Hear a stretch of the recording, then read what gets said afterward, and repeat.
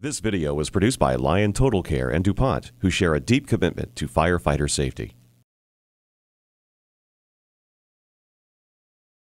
Firefighting is rough work. Even the best-made turnouts are likely to suffer damage during the course of their useful life.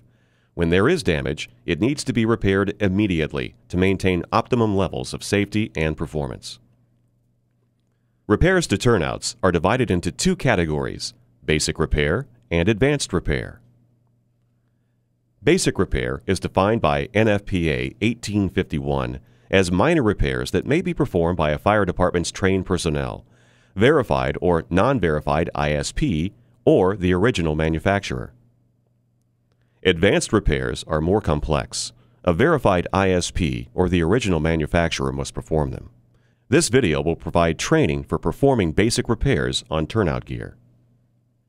Basic repairs consist of repairing skipped, broken, and missing stitches on the outer shell, patching minor tears, char marks, and ember burns on the outer shell, replacing missing or damaged hardware on the outer shell, excluding positive closure systems, closing the liner system following a complete liner inspection, and sealing minor pinhole leaks in the moisture barrier. All repairs must be performed in the same manner and using like materials as the manufacturer. So, it's important to understand certain fundamentals of turnout construction in order to successfully perform basic repairs.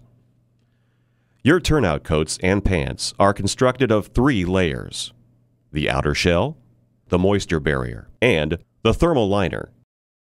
The thermal barrier and moisture barrier are either stitched together or attached to each other with Velcro to form the liner system. The liner system attaches to the outer shell with zippers, snaps, and Velcro. During this video, we will refer to major seams and minor seams. Major seams are seam assemblies, where a rupture of the seam could reduce protection of the garment by exposing inner layers of the garment, such as the moisture barrier or thermal liner, the wearer's station work uniform, other clothing, or skin. If the major seam is in the outer shell, it is categorized as a major A seam. If it is in the liner system, it is categorized as a major B seam.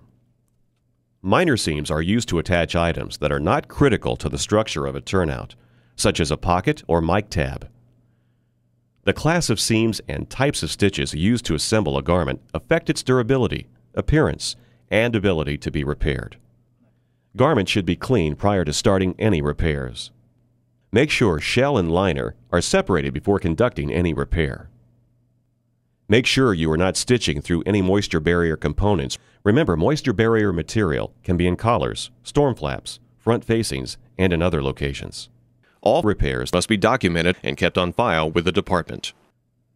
Contact the manufacturer prior to making any repairs to CBRN ensembles. If your inspection reveals missing, broken, or skipped stitches on any component of your turnout, remove it from service and repair it immediately. Trained departmental personnel are permitted to replace stitches in the outer shell and thermal liner, but there are restrictions. You must repair the damaged stitches with the same type of stitch as the original. You must use the same type thread, typically made from Nomex. You cannot sew into the moisture barrier other than to reclose after a complete liner inspection. You must consult the manufacturer if there is damage to more than one continuous inch on the outer shell or the thermal barrier major seam. As an example, we are restitching broken stitches on the pants cuffs of a turnout. The stitch originally used is a lock stitch that can be performed on most commercial machines. Lock stitches use 2 threads, the needle and bobbin, which interlock between the plies of fabric. This protects the knot from abrasion or snagging. Lock stitches don't unravel. When repairing damaged or missing stitches, you must overstitch by at least 6 stitches on each side. First, our seamstress backstitches to lock the beginning of the stitch, starting well before the missing stitches and finishes more than 6 stitches beyond. There can be no less than 6 stitches per inch. Neatly cut the thread on the top and bottom sides. Always inspect your repair.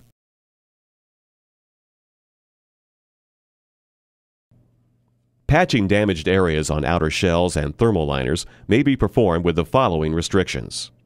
The patch can be no larger than 5 square inches. The patch must have a finished edge on all sides to prevent fraying. The finished edge of the patch must extend 1 inch beyond the damaged area in all directions.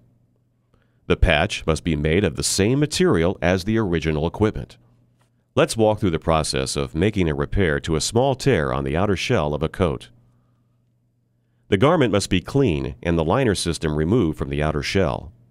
Measure the damage. Remember, the patch can be no more than 5 square inches, and the finished edge of the patch must extend 1 inch beyond the damaged area in all directions.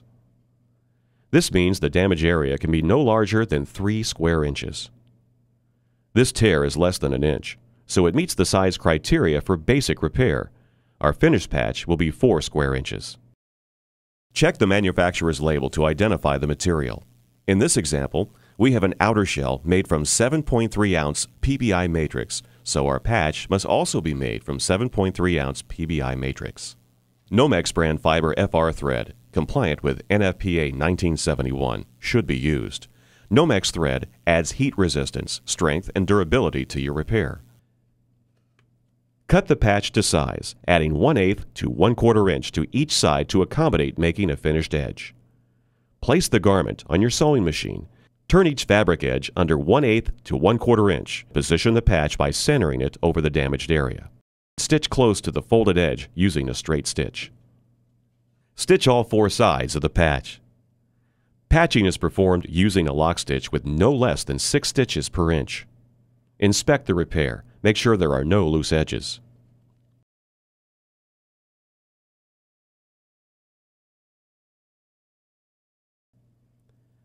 Patching reflective trim has a different set of requirements. Repairs to reflective trim cannot exceed 3 linear inches in length. Each patch must extend 1 inch beyond the damaged area on both sides. You cannot have more than 2 trim patches per stripe of trim.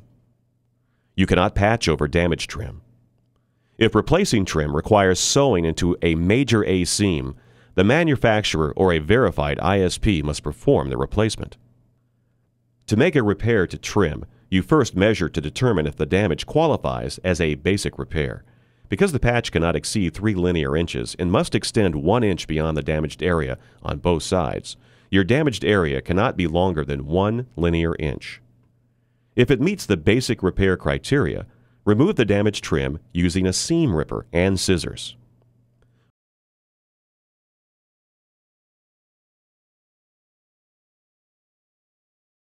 Place the garment on your machine and position a patch of identical trim material in its place and stitch. Use a lock stitch with a minimum of 6 stitches per inch. There should be an independent row of stitching on each side of the patch. Use more if the original employs more than one. Inspect the repair. Make sure there are no loose edges. Trained personnel can replace damaged or missing hardware, excluding positive closure on the coat or pants. Positive closures are zippers, hooks, and Ds, etc. Snaps or hook and loop are considered non-positive closures. To demonstrate hardware replacement, we will replace a missing snap and damaged eyelet. To replace a missing snap, a kick press is used with a separate set of dies. Make sure you have the correct size die for the replacement hardware. Select the proper snap stud and socket. Place the snap socket on the die according to the toolmaker's instructions. Place the stud through the material opening. Align the stud with the tap and apply pressure. Replacing an eyelet is very similar, except we use a punch instead of a kick press. First, remove the damaged eyelet. Select the proper cap and washer. Replace the backing material if damaged. Position the eyelet cap on the garment. On the back side, place the backing material over the eyelet post and then the washer over the post. Crimp the post to hold the hardware in place. Place the assembly on the die and strike the punch with a mallet. Inspect. Check for functionality after completing repair.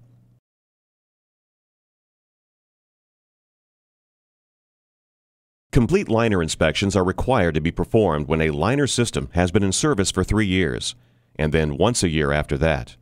Many liner systems have inspection openings that allow you to perform a complete liner inspection without opening the hem seam.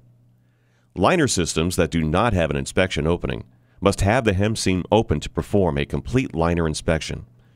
Closing the hem of your liner system following a complete liner inspection requires a higher level of skill than patching or replacing stitches. It is not a job for a novice. Liner system hems are sewn closed in a variety of ways, depending on the make and year of your protective clothing. In our example, the liner system has a binding on the hem. We recommend replacing the original binding. At the very least, inspect the original for damage. To close the hem, first run a lock stitch to join the moisture barrier and the thermal liner. Set the binding in position. Make sure marks from the original stitching are captured under the binding. Remember to backstitch to lock the beginning of stitching in place. Now, stitch the entire length using a lock stitch with at least 6 stitches per inch. After the binding is completely sewn, neatly trim the threads.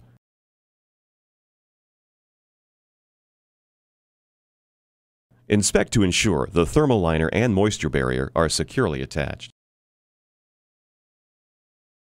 Small, pin-sized holes in your moisture barrier can be repaired using seam tape from W.L. Gore & Associates. The only way it can be applied is by using an approved seam sealing device. Check with Lion Total Care to see if your device is approved for use.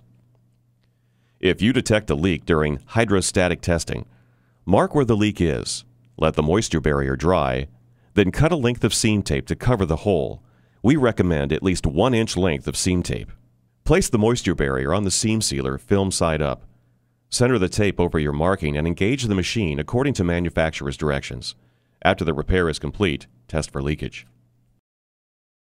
To recap, trained departmental personnel may perform basic repairs on turnouts, as defined by NFPA 1851. All repairs must be performed in the same manner and using the same materials as the manufacturer. If you have any questions regarding what you're permitted to repair or about the repair itself, contact Lion Total Care at 800-253-2690.